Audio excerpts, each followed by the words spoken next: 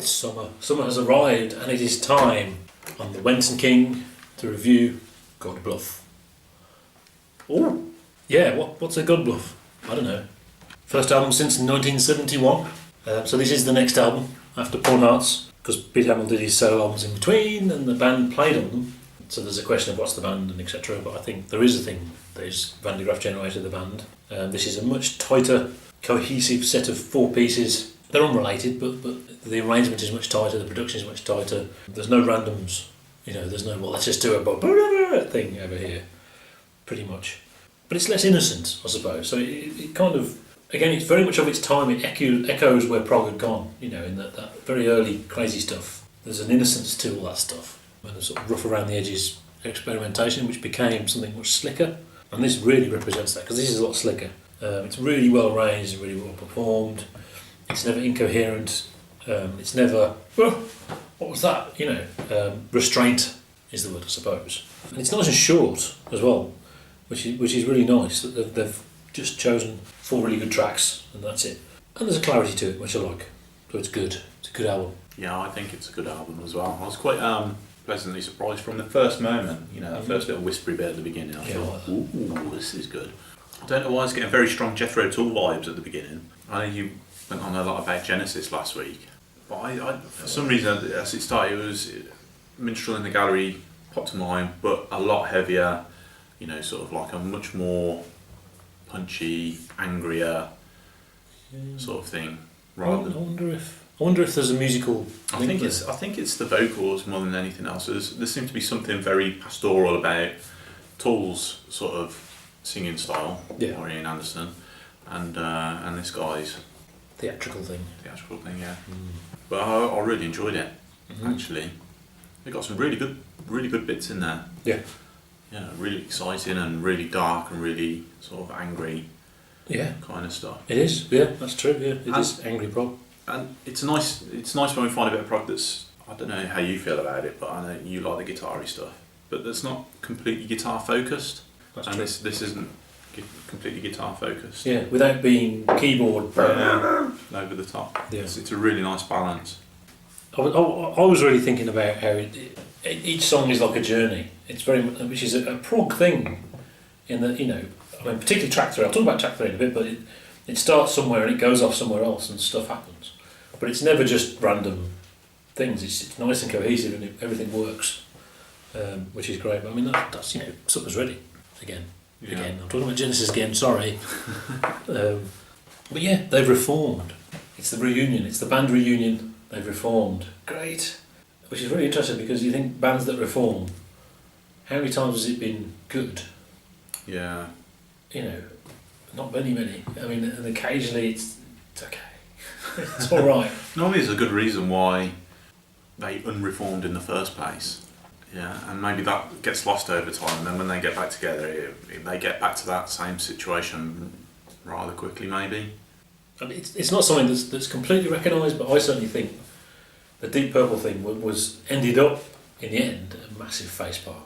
You think about how big they were in the 70s, and how good the music was, and the live performances and everything, and it's like they couldn't be arsed. And that, because there was no spark, it's just, let's get back together, we'll have lots of money, it'll be alright.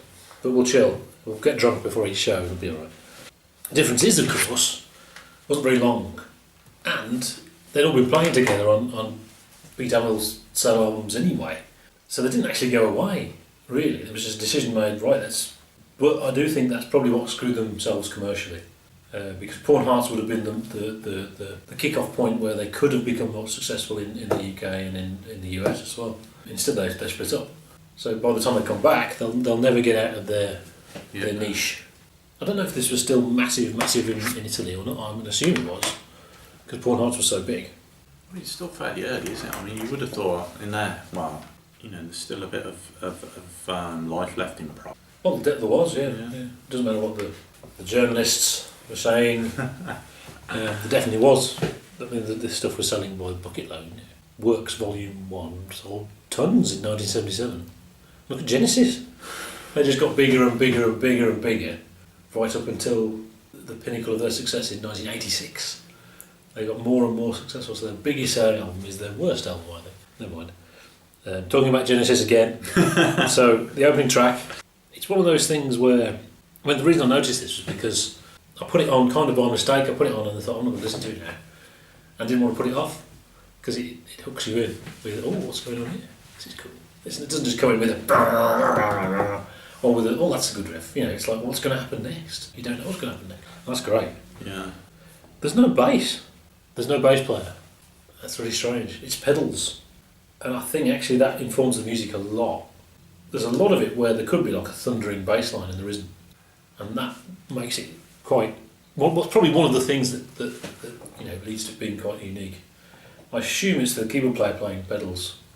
It'd be good if Pete Hammer played pedals while he was singing, that'd be funny. Yeah. Just to watch, it'd be ridiculous. Yeah, I think Scorched Earth is probably my favourite. That's really good. That would be probably the track I would play to people. What Van der Graaf like?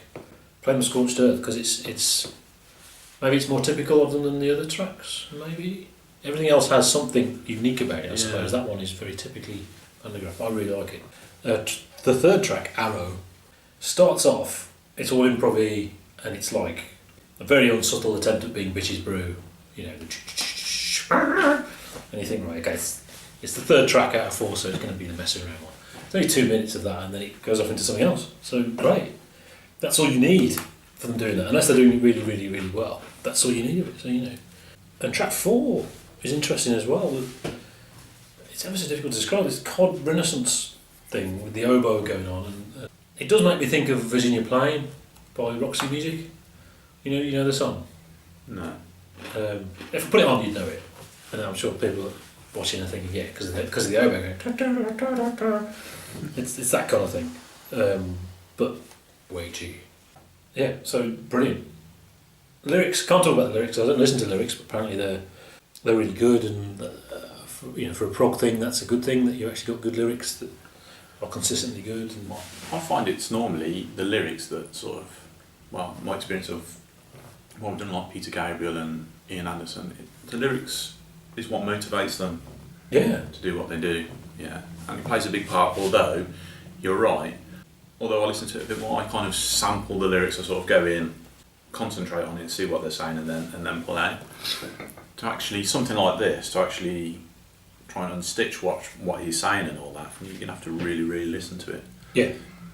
But from what I gather, he's telling stories, and maybe there's a lyrical theme, but I don't know.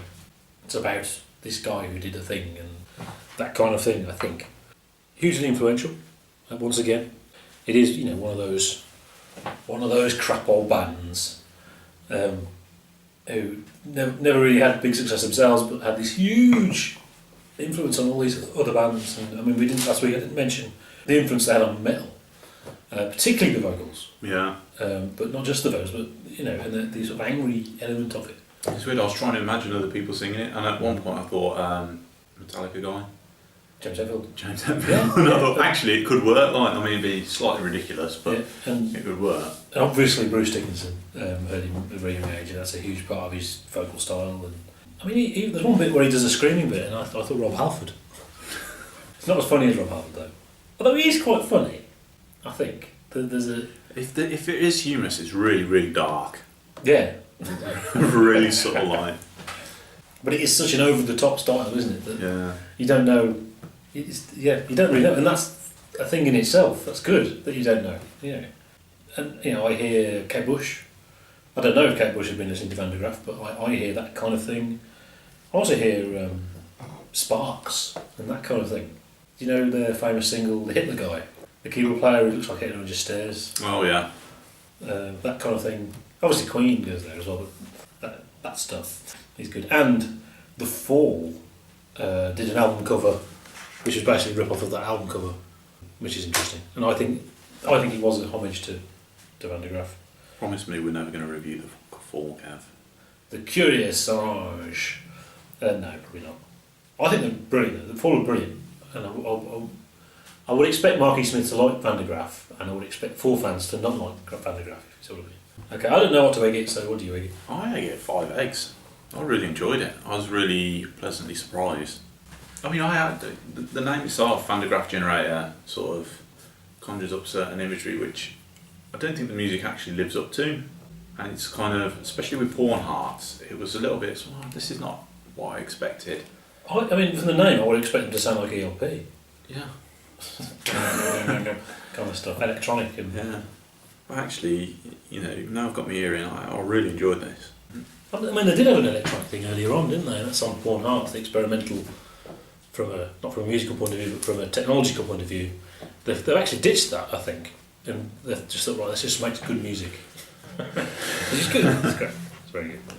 So I think I agree actually, because I really like it. For some reason, I don't know. There was something that was saying it's not a 5 egg album, but I really like it. I don't know why, but yeah, you're right. It's 5 eggs, so there it is. It's a 5 egg album. Pips, Porn Hearts, just for me. But you much prefer it, don't you? Yeah. Yeah, there it is. See you next week, or Still Life.